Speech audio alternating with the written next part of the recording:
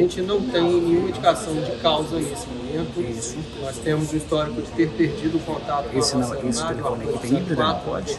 desde o final da tarde de ontem, momento em que empenhamos todos os recursos prontamente naquele local de coordenadas, onde recebemos a transmissão via GPS de um dispositivo de emergência que é acionado na aeronave. Nesse momento a gente deslocou para lá diversas equipes especializadas, também aeronaves, apoio da Polícia Militar do Estado de Minas Gerais, também o apoio da Força Aérea Brasileira, que é quem identifica essa primeira coordenada de emergência. E a partir de então iniciamos aqui uma força-tarefa de estratégia de busca e salvamento, nos orientando por essas coordenadas que eram atualizadas a todo tempo por esse dispositivo chamado de ELT, é um dispositivo que transmite a localização da aeronave num caso de pane. Foram 12 horas de buscas, né? Qual a maior dificuldade? Bom, as buscas realmente elas foram intensas em dificuldades de um terreno muito íngreme e acidentado, um terreno onde aconteceu esse acidente. Conversando com o comandante das equipes no local, ele me relatou um desnível de cerca de 300 metros nessa serra, o local de busca em que a gente estabeleceu ali, definiu uma área quente, e também a chuva, a condição climática naquele momento de busca, em toda a madrugada, era muito intensa. Então isso dificultou também a busca por aeronaves, mas as nossas equipes se mantiveram em terra, firmes, inclusive com a busca por cães. As informações de que a aeronave teria decolado e que ela não teria voltado, né? Em que momento que vocês perceberam que poderia haver algum problema? Justamente no momento que a gente recebe de um controle da Força Aérea Brasileira esse indicativo pelo sinal do dispositivo de emergência. A gente fez uma rechecagem disso porque vale a pena chegar ao contexto desse acidente anterior. A aeronave tinha deslocado a Ouro Preto para atender um outro acidente aeronáutico, um acidente que aconteceu num monomotor, um avião Air Tractor que faz o lançamento de água.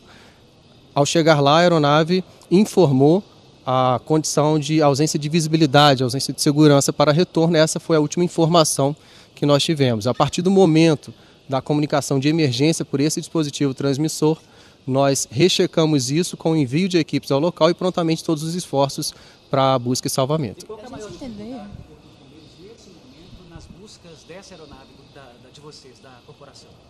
A aeronave já foi localizada num ponto de difícil acesso. A dificuldade lá é conseguir fazer a remoção desses corpos com toda a segurança, né, e preservação máxima possível e fazer o devido encaminhamento. Tudo isso segue um procedimento também de perícia. A perícia lá ocorre tanto pela Polícia Civil como também pelo CENIPA, né, o Centro de Investigação e Prevenção de Acidentes Aeronáuticos.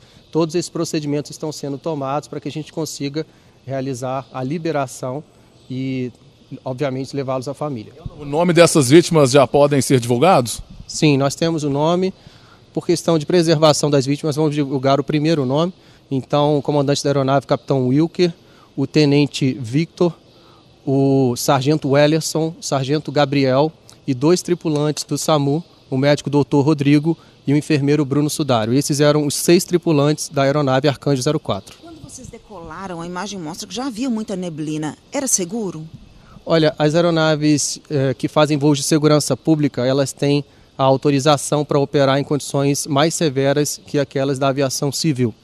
Os nossos pilotos são plenamente capacitados, inclusive o comandante dessa aeronave com experiência na Operação Brumadinho, uma operação de busca e salvamento que já dura mais de 5 anos, com diversas ações de operações aéreas.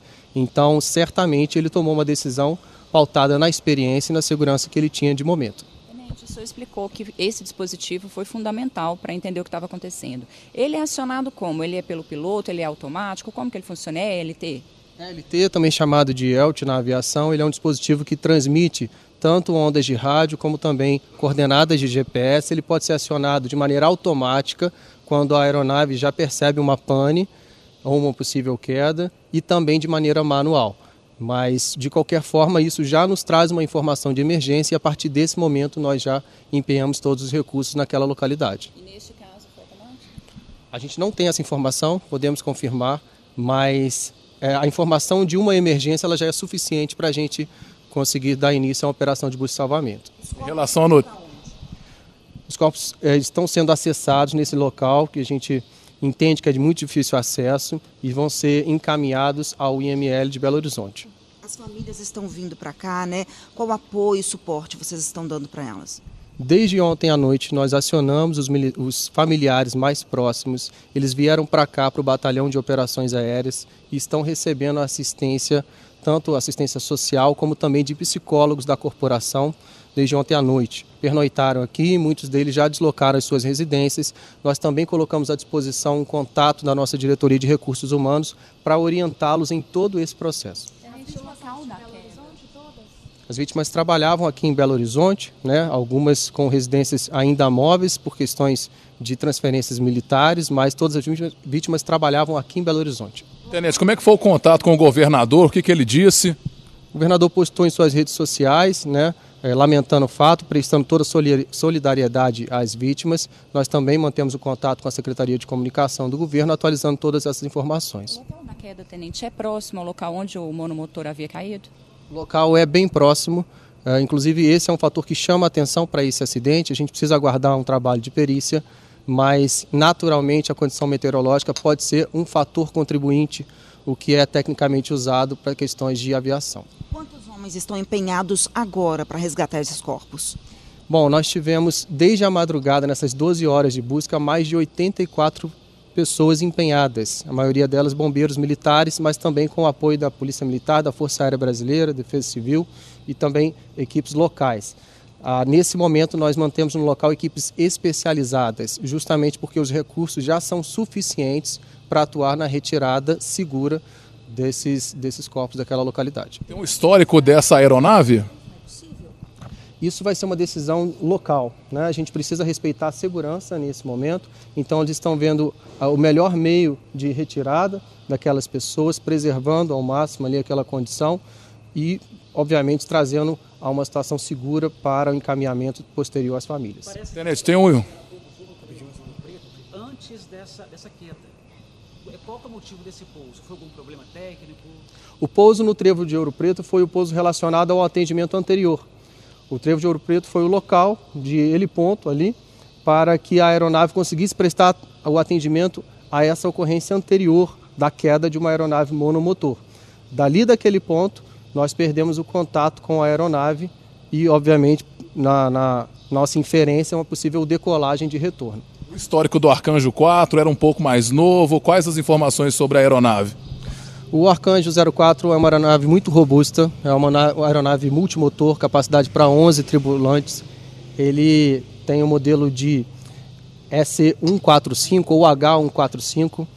Ela exige uma certificação superior, por isso os nossos bombeiros pilotos eram certificados, inclusive com essa expertise para operar nessa aeronave. Ela chegou ao Corpo de Bombeiros Militar no final de 2013 e opera desde 2014 com todas as manutenções em dia. É muito importante reforçar esse ponto na nossa aviação do Corpo de Bombeiros Militar, rechecado aqui que todas as manutenções envolvidas dessa aeronave, o Arcanjo 04, estavam devidamente regulares. A gente vê que tem muitos militares chegando, acredito que estavam até de folga ou de férias, estão vindo para cá hoje. É um momento muito difícil. Queria que o senhor falasse como o senhor está se sentindo como porta-voz nesse momento tão difícil. Olha, a gente sabe que a corporação amanhece consternada, né? Nós estamos, pela nossa missão, acostumados a tratar de um desastre envolvendo diversas pessoas, mas quando estamos falando dos nossos irmãos de farda, isso nos atinge de uma maneira muito singular. Então, é momento da gente mostrar a nossa resiliência e fazer o nosso melhor, como de costume, inclusive para os nossos irmãos de farda. Tenente, vocês super sensibilizados, nós também, porque a população tem os bombeiros como heróis, e eles foram justamente socorrer um monomotor, a gente tem informação, queria confirmar com o senhor, que era também para vir para cá trabalhar nos incêndios, isso se confirma? Bom, esse acidente envolvendo a aeronave monomotor Air Tractor, que é essa aeronave que faz o lançamento de água para combate a incêndios, estava vindo a Belo Horizonte para um possível empenho, sim, nessas emergências. Até esse momento do acidente, ela ainda não tinha um contrato com o Estado para isso, mas a gente sabe da informação que ela viria prestar esse serviço posteriormente.